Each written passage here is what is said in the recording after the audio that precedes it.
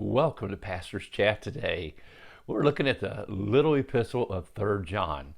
This is a book that John wrote specifically to a man named Gaius. Now, when you study this book, it's also obvious that John had written another letter to the church that Gaius was a member of, but that letter got rejected by somebody in the church. In this book, we find three people mentioned by name. Gaius. Oh, what a wonderful man he was. He was the church encourager. But just like every church has a Gaius, it seems like every church has a Diotrephes. And the second guy that John mentions by name is Diotrephes. And we find him here in verse 9. John said, I wrote to the church. So John had written a letter to the church beside the one now he wrote to Gaius to deal with this issue. He says, but Diotrephes. Yeah, you know what? He's just like a billy goat. He was the one who was always butting in and causing problems in the church. Just like the church had an encourager, the church had a dictator. And John describes him here, who loves to have the preeminence among them. He does not receive us. Therefore, if I come, I will call to mind his deeds which he does, prating against us with malicious words.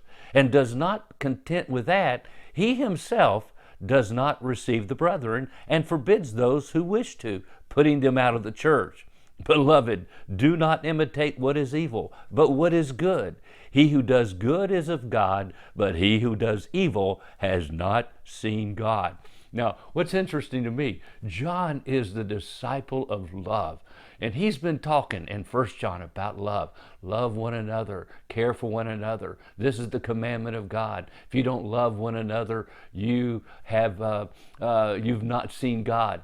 And it's so interesting, as I said, here in this little epistle, John points out a person by name in the church who is causing problems, difficulties. I'm telling you, every church seems to have one. Every pastor seems to have one. Now, it's going to take me a couple days to cover this man named Diotrephes. Several reasons. One, I'm not going to try to cause further problems in your church or your fellowship of believers if you have a Diotrephes, who you probably will have if you don't have one already. He'll pop up, he'll show up. It won't be long that he'll manipulate himself into a position of leadership, and it's as if the devil himself has put the person there. Now, I know about this personally.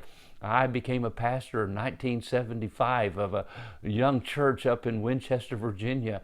And it wasn't long after I became a pastor, within the first year, that a Diotrephes showed up. Now, I won't go into names like John did, but it is obvious this person was the Diotrephes. He decided he didn't want me to be the pastor. Well, at that point, I wasn't even sure I wanted to be the pastor. I wanted to be on the mission field. And this man began to write letters. He began to manipulate and get political in the church, and it is obvious that he wanted me gone. He began to send letters to the editor. One day I'm riding down the road in Winchester, Virginia, and the headline news on the radio station was, Pastor poisons the minds of members. This and other news in 30 seconds. He had released a news report to the newspaper about how I was a dictator, when he was the one trying to manipulate and lead the church in a way that was not good. It was obvious. It was hurtful. It was very discouraging for me. And so I think maybe there's some pastors that might be dealing with a Diotrephes. Hopefully over these next few days we can say some encouraging words to you and maybe tell you how God led us to react and respond and help us through a very difficult time, and use that time in our lives to grow us into spiritual Christian leadership maturity. Now, Diotrephes, they're in the church for sure, and John mentions him by name. And we're going to talk about what John said, how he needs to deal with him. So we thank God today for Gaius, those people in the church that are encouragers, that are strong leaders, that love the Lord, that love people, that take care of, they're hospitable, they're servants. But we also have to recognize there are people in the church that can cause problems and they need to be dealt with. Well, listen, we love you. We thank God for you watching and listening to this, and we want you to be encouraged today. So study this book with us, continue to read it, be encouraged. God bless you. You have a wonderful, wonderful day.